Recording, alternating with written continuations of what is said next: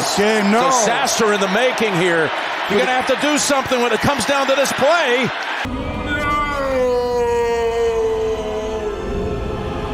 They're looking around like, what just happened? They had a timeout left. Yeah, I like what we did. He just lost track of time. It's absolutely heartbreaking for the Bears. And the Minnesota Vikings win it in overtime. There are no words. Matt Eberflus has in fact been fired as the Chicago Bears head coach. The Chicago Bears 2024 football season was always disaster in the making here. A disaster in the making. Now, you do not want the stamp you leave on an NFL season at week 13 to be having 3, maybe 4 of the worst losses of the year.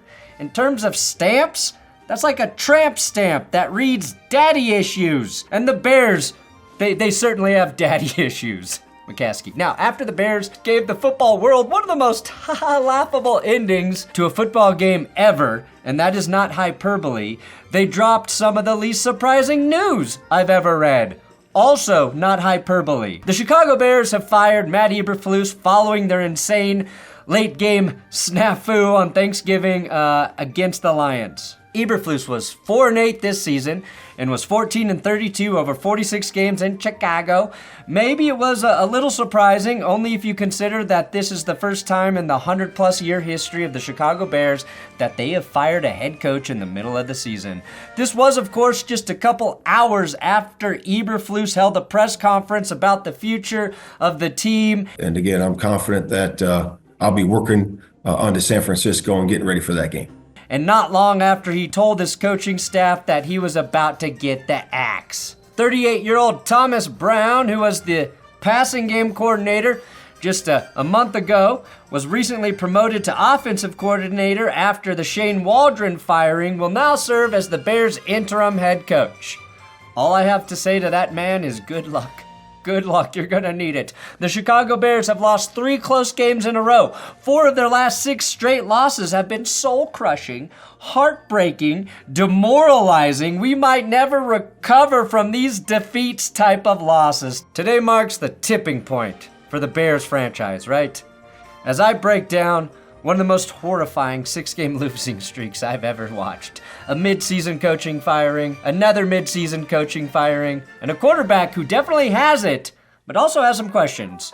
This marks the new worst everything. Literally everything.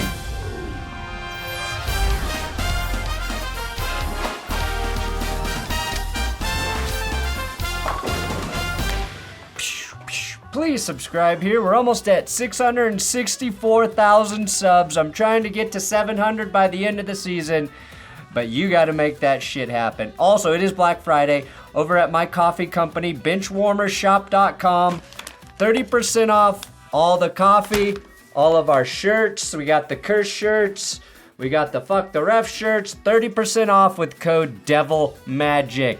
One word, Devil Magic. Now through Cyber Monday, benchwarmershop.com. Need stocking stuffers for the holidays? You know where to do it.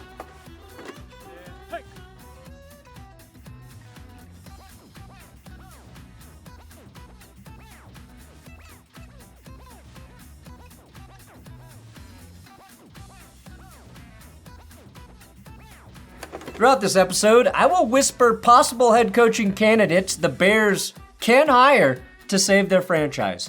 Not just for the next 5 to 10 years, but for eternity. If they blow this, they will never recover, and Chicago will lose all of their fans and implode. Starting with Ben Johnson. Oh yeah, you want some of that big Ben Johnson in you, don't you, Chicago?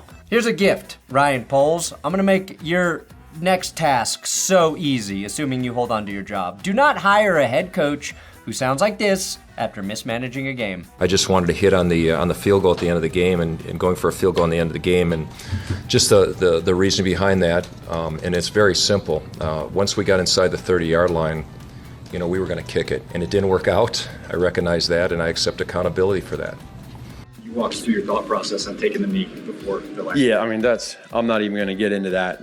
I have zero thought of running the ball and taking the chance of fumbling the football, or they know you're running the football, so you lose 3-4 yards. So that wasn't even in our process as coaches to think about that. Oh, they were loading the box there, so you could say you could do that for sure, maybe get a couple more yards, but you also risk, fumbling and different things there. We felt where we were, if we're at the 36 or 35, you're definitely doing that because you want to get it inside there. I felt very confident where we were at that time. They're all the same fucking guy. Now, the descent to rock bottom truly all began week 8 when Jaden Daniels and Noah Brown connected on a walk-off Hail Mary. This one will be paid back over and over again. That's when the Bears were thrown into a cage for the rest of the season.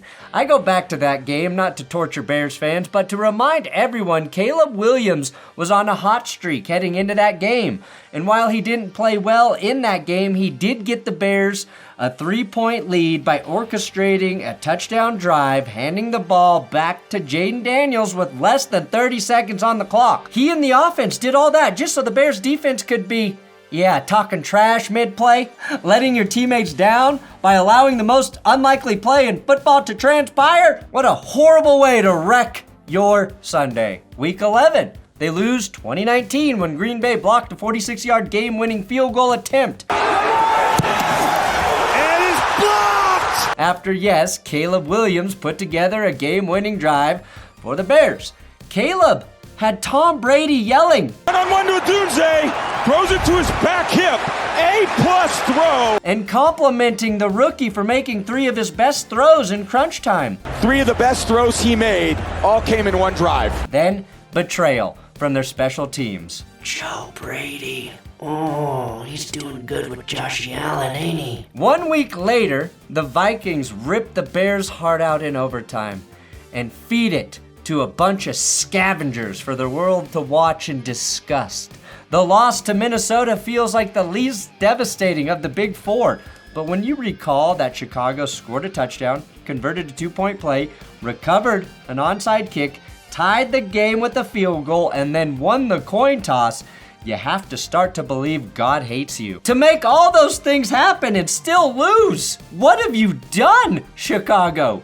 I think this might be punishment for Mike Ditka not getting Walter Payton a touchdown in the Super Bowl. Or maybe it's punishment for all of those kids Jay Cutler got hooked on ripping cigs. Because in overtime, what happened? Jonathan rubbed his green nards right on Caleb. The Vikings were reeling. They were a defeated group of football players.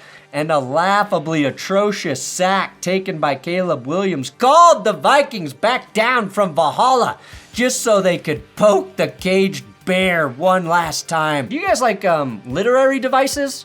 Of course not.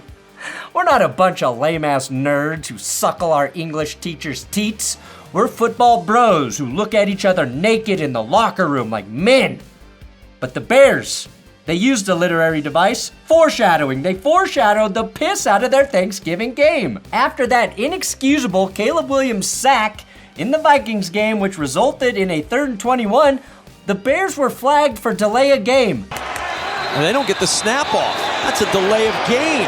And now it's 3rd and 26. Eberflus followed a Caleb Williams sack by watching the clock hit 0. This should have had him as the most prepared coach in the NFL for the exact situation Chicago was in on Thanksgiving. And with their 3rd division game in a row on a short Thanksgiving week, the Bears, after fighting their big, hairy bear asses off, got back into the game that they were dominated thoroughly in the first half. Caleb threw 3 second-half TDs just to take a deplorable sack and then let 32 seconds run off the clock just so he could throw an incomplete pass and lose without a field goal attempt. It's okay to snap it at 12, 13, but he just lost track of time. With a timeout remaining, with a timeout in the bag, Chicago found a way to make losing on a blocked field goal feel like an improvement. If Jim Nantz is using the phrase disaster in the making, you're beyond saving. No. Disaster in the making here. To make things worse, the 2 most important people on the team, head coach Matt Eberflus and quarterback Caleb Williams, didn't even realize how badly they fucked up the ending of that game in their post-game press conferences. Again, once it's under 7, you're gonna call timeout there, or actually under 12, and then really you don't have an option. because it's 3rd to 4th, you got to throw it into the end zone then. So to me, it's I think we handled it the right way. Liam Cohen, the third Cohen brother. I made adjustment, and knew Rome was either going to be one-on-one or he was going to, beat the safety and be one-on-one there, and try to give him a shot, and we got the shot and missed. The first 2 heartbreaking losses for the Bears, they were tough, jagged little pills to swallow. But you can lean on your opponent outplaying you when the game was on the line as a valid coping mechanism for those losses. Those sins can be forgiven with time and penance, but you ought to know when you take a sack and fail your rookie quarterback by not calling a timeout twice in 4 days, you're fired. Eberflus believes, I think we handled it the right way. Even though surely the correct handling of the situation would have almost certainly resulted in some kind of field goal attempt. I've never seen dysfunction that cost a team an opportunity to win the game. But we should have seen this coming, right? Because earlier in the year, this was Matt Eberflus on the Vietnam War. I think we handled it the right way. This was Matt Eberflus on Jaquan Brisker saying God don't make mistakes after learning Matt Eberflus had been fired. I think we handled it the right way. And I predict in the future, this will be Matt Eberflus after nuclear war ends all of humanity. I think we handled it the right way. How did he survive? Oh, I knew he was a robot. Bill Belichick. Oh, Billy. But back to how he answered. That whole explanation, that feels like when you're a teenager and you're trying to explain why you came home 3 hours after curfew and the family car has a tree trunk wedged in the hood. There's no talking your way out of this one. We all saw it with our own eyes.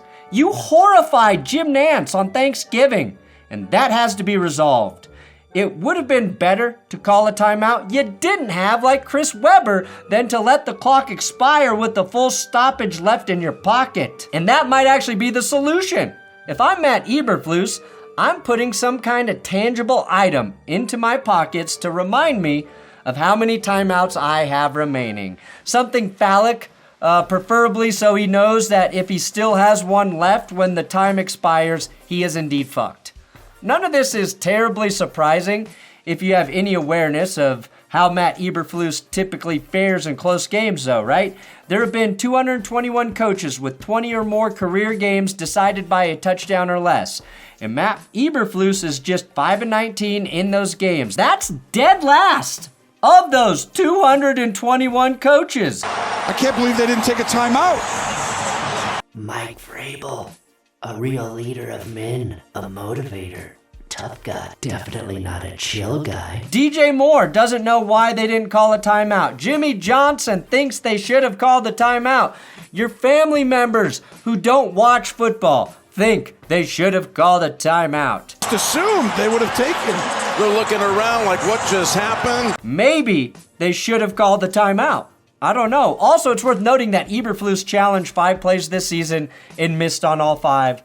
Those are 5 timeouts they could have used in close games. Thankfully, the Bears called the timeout and are moving on from Matt Eberflus. But what's truly unfortunate about this ending is the Bears wasted what was likely the best half of football we have seen from rookie Caleb Williams this season. Williams, again, had 3 touchdowns in the second half alone.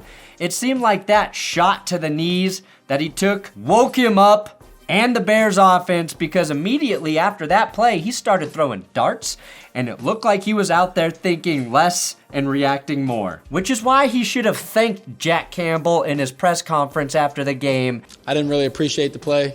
He just kind of dove straight at my knee. And not insinuated that it was a dirty hit, which it clearly wasn't. Now, that's not to say Williams was not at fault for how the game ended, because for a second week in a row, he took a crippling sack in a critical situation, but he also got the Bears back in that game. This was not a good game against the Jags. This was against the best team in the NFL, and that's something the Bears can build on moving forward with their new head coach. Hopefully, Chicago finds a coach who teaches Caleb Williams about when he can and cannot call timeouts, and you get a head coach who knows how to call timeouts and keep a locker room together. Will the Bears do that? Will Ryan Poles be allowed to do that? Or will they ultimately be thwarted by their own greatest enemy, the McCaskey family?